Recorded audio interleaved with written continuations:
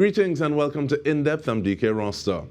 Heat in the place and the plant's looking a bit brown, but you don't have free license to get your water from any and everywhere to get them a little greener. Senior Hydrological Technician of the Regulatory and Licensing Unit of the Water Resources Agency, Kemraj Lalchan, he joins us to speak about water abstraction and the permits to do so.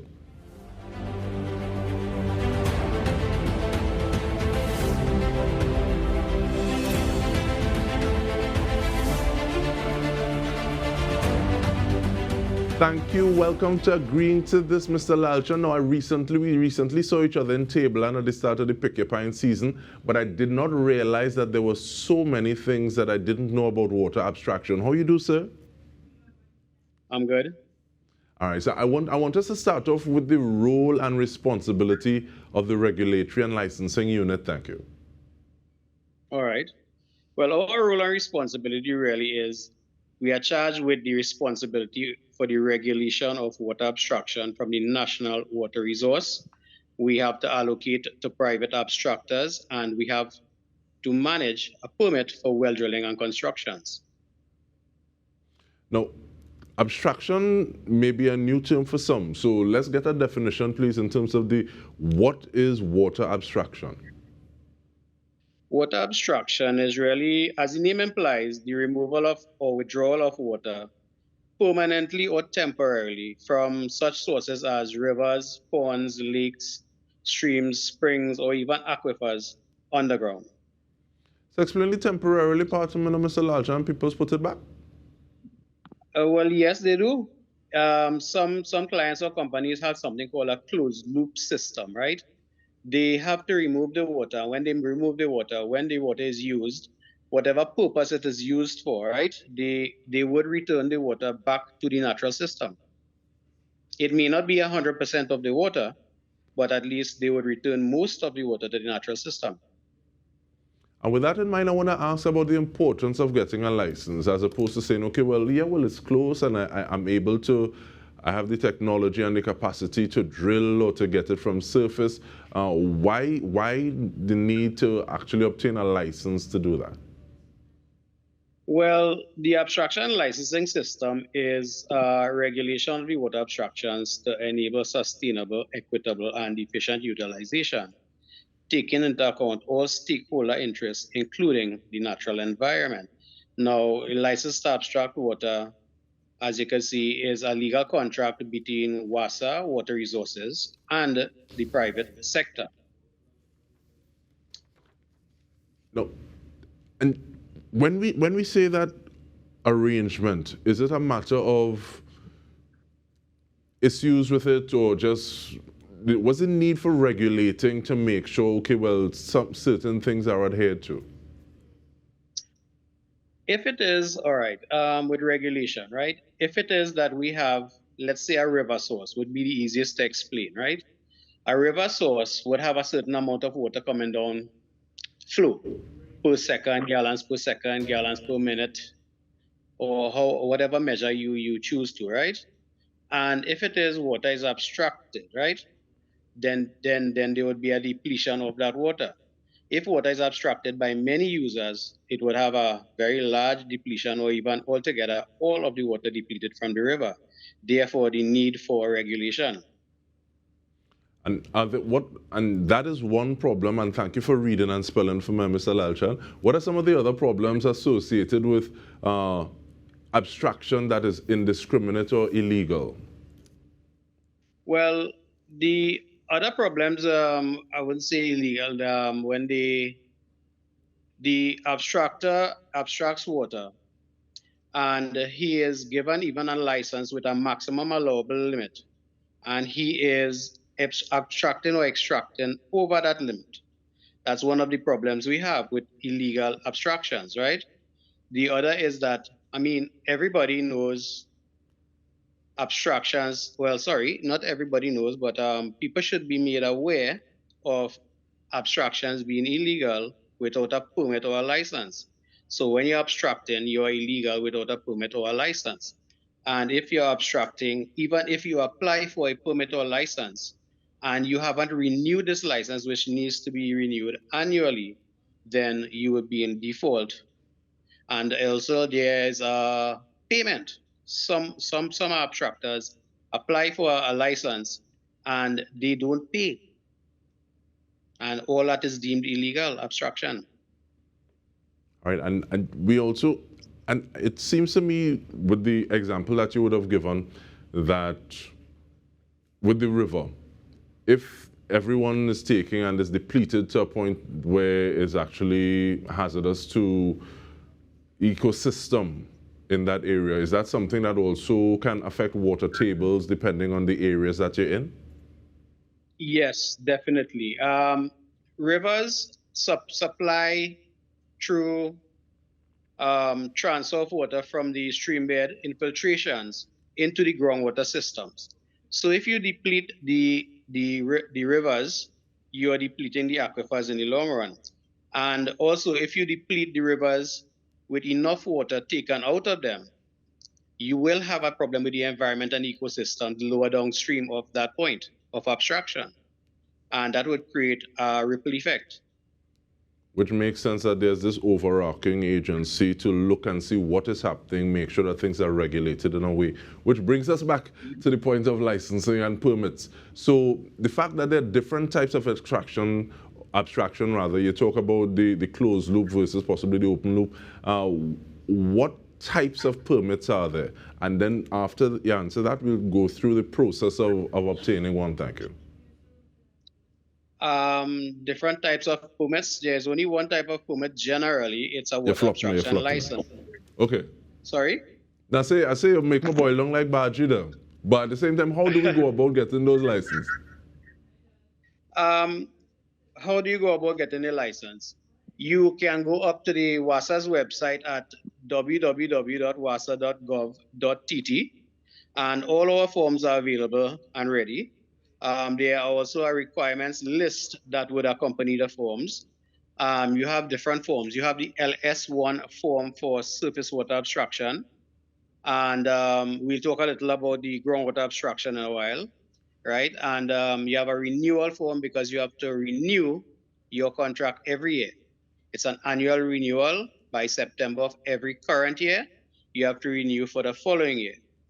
And that is the LS1 form for surface water abstraction and the L5 form, for the renewal of abstraction. Now, with the application for surface water abstraction, there are certain requirements. You would have to have land tenureship first and foremost. You have to prove tenureship to the property before we can give you a license, because a license is a legal and binding contract between, as I said, water resources and the abstractor, right? So there is that part of it. You have to provide a map of the source for the property. You have to have a farmer's ID. If you have that, a copy of the farmer's ID, you have to have two national forms of national ID. You also have to have, in some instances, a CEC from the EMA.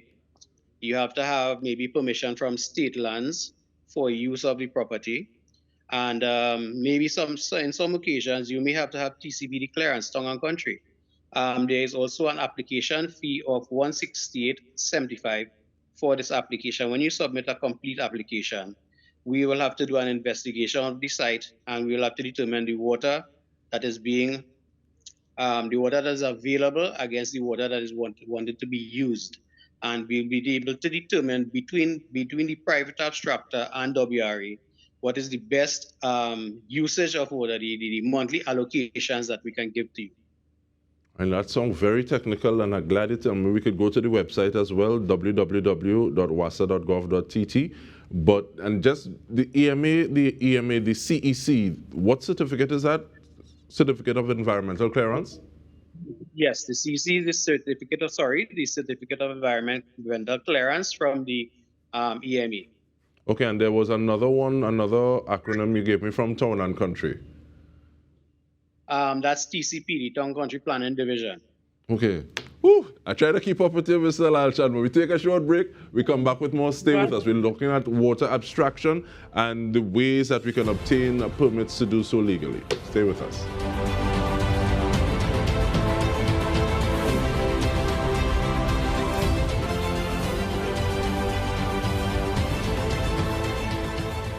Welcome back. We are speaking with Mr. Kemrat Lalchan, Senior Hydrological Technician at the Regulatory and Licensing Unit of the Water Resources Agency.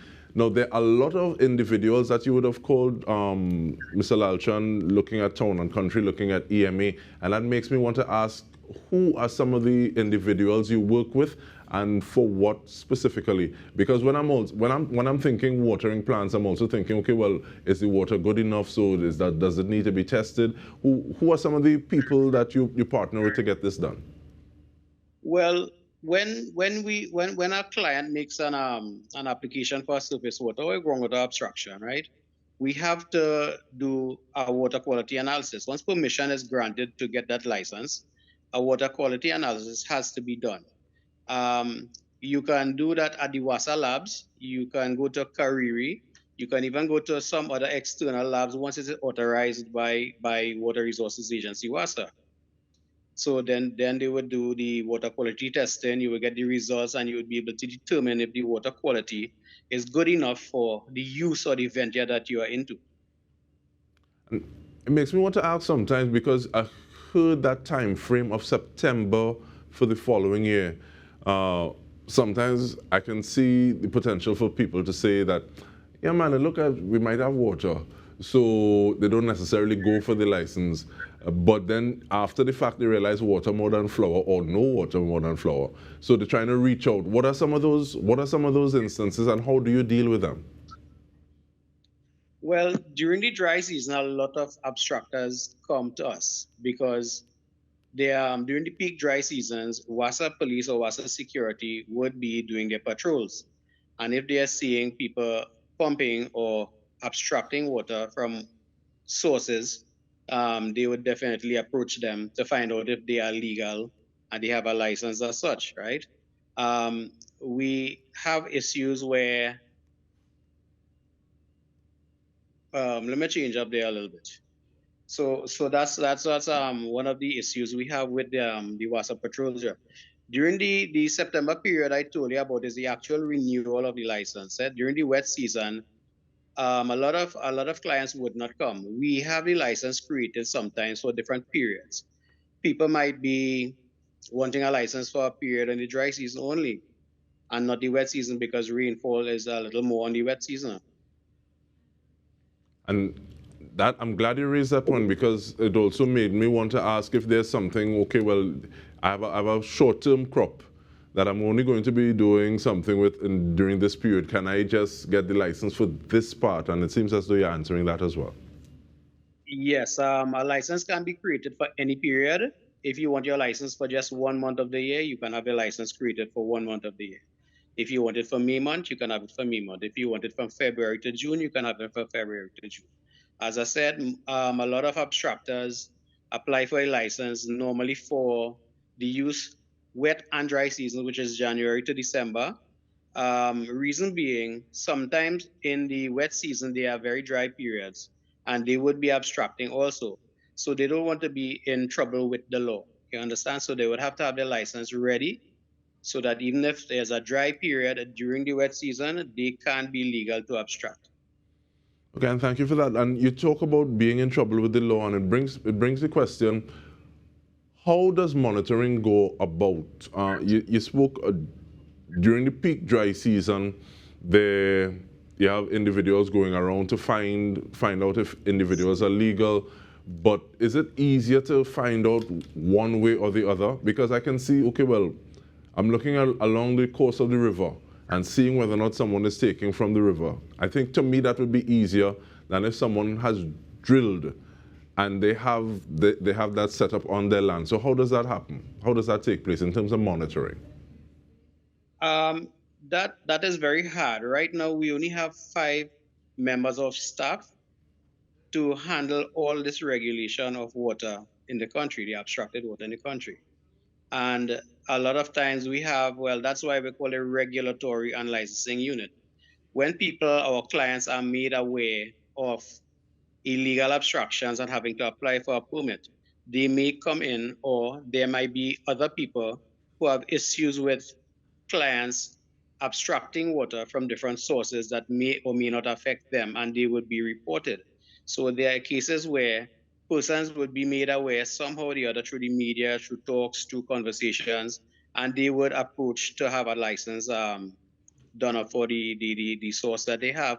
Or there would be situations where persons are reported, and that's why we go to them and we try to introduce them not into a water abstraction license as to say your first application, but as a regulation, because you were already abstracting from the source.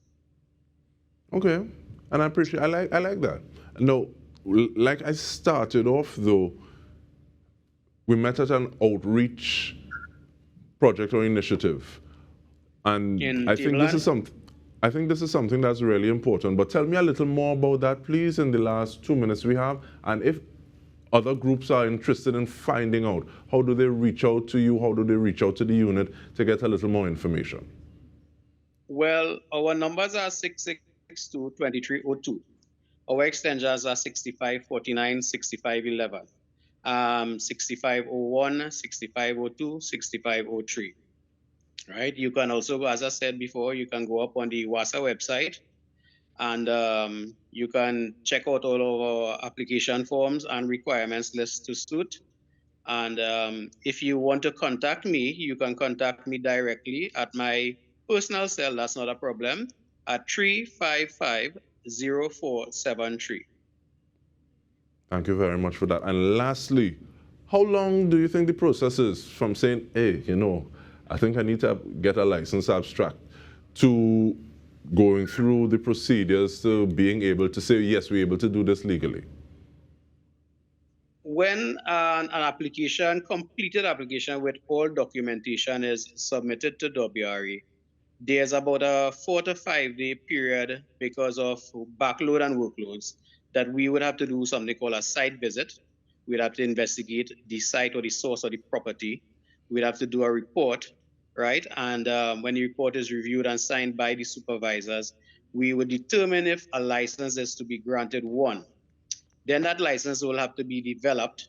And this is time. This is a matter of about 10, 15 days. And then when it is developed, it would have to leave WRA and it would have to go to WASA's head office where the CEO and the corporate secretary has to authorize this license. And then we don't have a time period that they would have to, depends on their workload.